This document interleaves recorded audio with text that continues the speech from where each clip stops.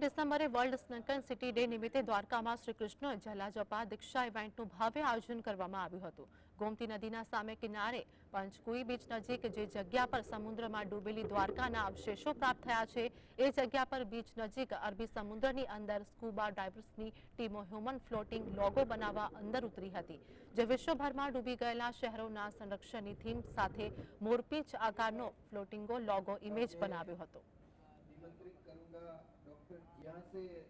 શ્રી કૃષ્ણ જલા જપા દીક્ષાનો કાર્યક્રમ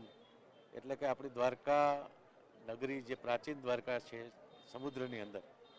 એના જ્યાં અવશેષો છે ત્યાં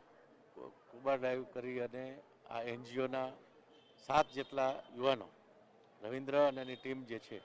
એ ત્યાં ગયા અને એ આપણે બધાએ સ્ક્રીન ઉપર પણ જોયું અને ત્યાં એને ભાડા પણ કરી. हमने आज स्कूबा डाइव करके जलजपा श्री कृष्ण भगवान का जलजपा दीक्षा कर लिया है। हम सब साथ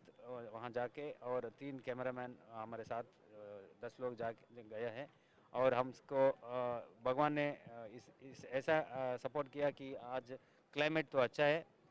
तो हम जाके और अच्छे तरीके से करने का मौका दिया है।